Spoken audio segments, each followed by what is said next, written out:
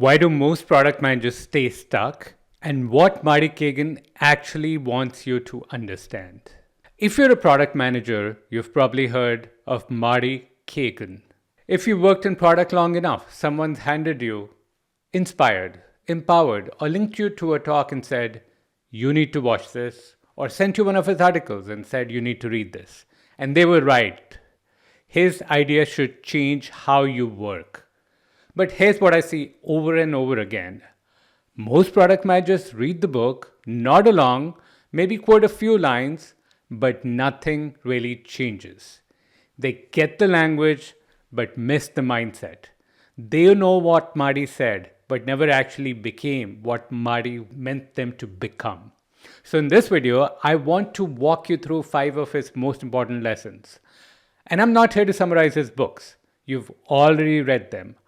I want to unpack the deeper shifts these ideas demand and how they show up in how you lead, how you're perceived, and how you rise. Let's dive in. At the heart of Marty's work is a simple but radical idea. Feature teams build what they're told.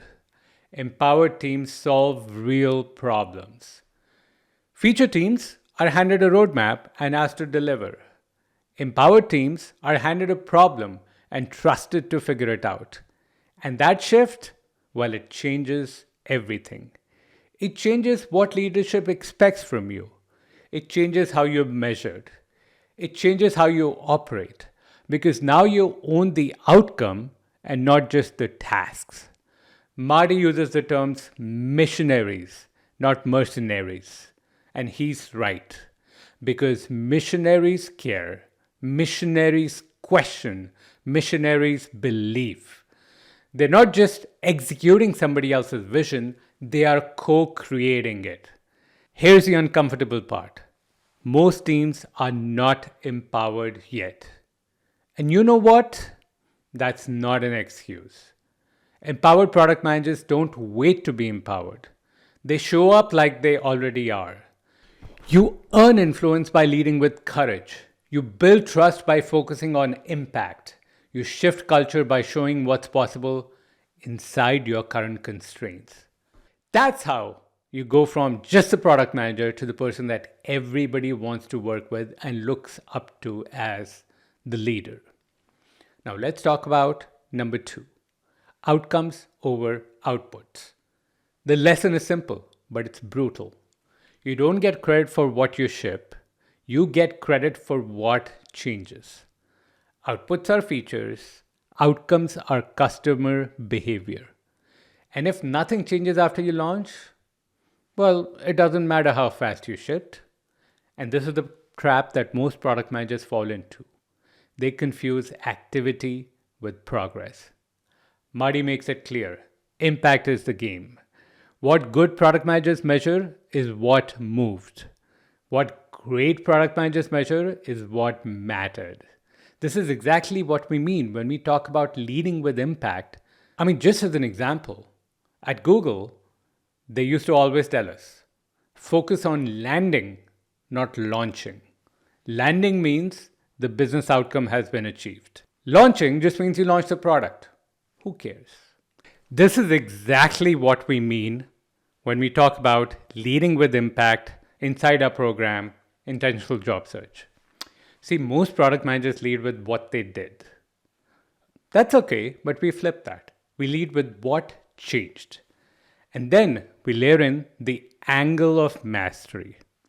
Why it was a big deal it changed, why you did something unique that caused it to change, why it moved in the first place, and why somebody else might not have managed to make that happen.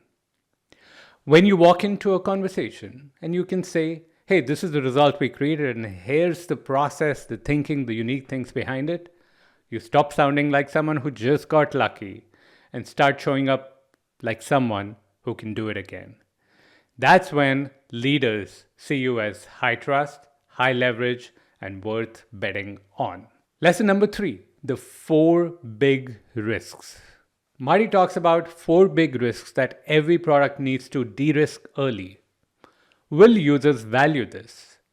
Will they be able to use it? Can we actually build it?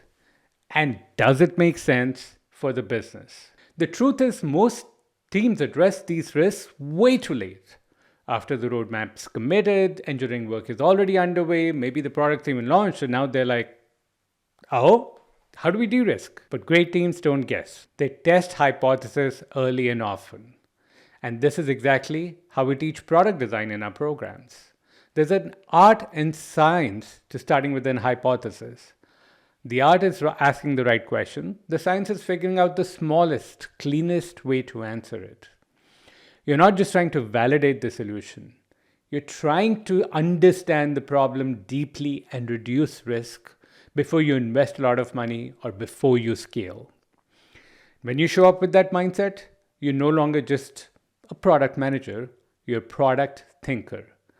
And that distinction, that's what executives look for when they promote and when they hire. Lesson number 4, write.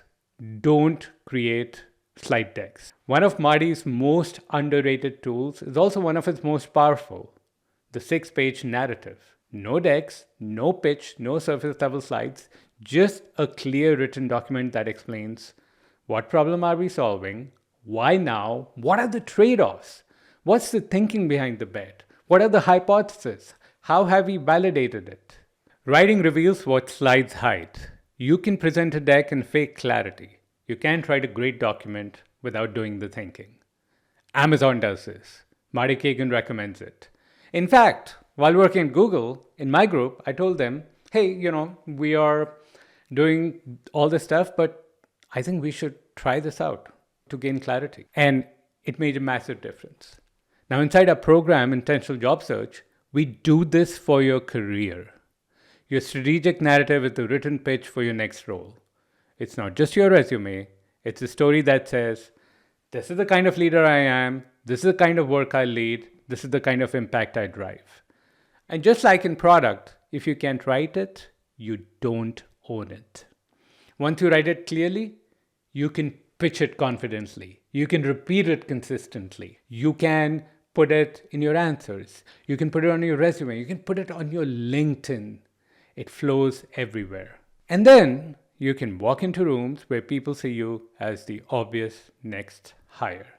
Lesson number 5, coach, don't control. The last big shift Marty talks about isn't about product. It's really about leadership. And it's this. The best product leaders don't give orders. They build people. Most managers think leadership means having the answers. But real leadership is about providing context, clarity, and coaching. So your team can make the right calls without you. You're not a bottleneck. You're not the final reviewer. You're the person who raises the bar and then trusts the team to meet it. This is how you scale. This is how you become the person who multiplies other people's results. Inside Intentional Job Search, we see this again and again. The moment someone shifts from doing everything themselves to enabling outcomes through others, through changing how the organization thinks, through changing how things are done in the first place, to communicating principles, that's when they unlock a bigger scope, bigger roles, and bigger compensation. Because you're no longer just executing, you're building a system around you. And that's what leaders do. To sum up, here's the through line. Marty Cagan doesn't give you tactics. He gives you a lens with which you view the world. And that lens forces you to move from operator to owner, from output to outcome, from execution to influence. And if you're watching this thinking, yes, I want that, but I don't know how to get seen that way, well, that's exactly what we do inside our Intentional Job Search program. We help you build the narrative, the clarity, and the positioning to move from middle of the pack product manager to strategic leader that top companies want to bet on. So if you're done with being under-recognized and ready to lead with impact, check the link in the description or one that appears here. Because you don't just need a new job, you need a new way to talk about the work that you're already doing. Let's get to work. And by the way, if you enjoyed this video, I'm sure you love this one.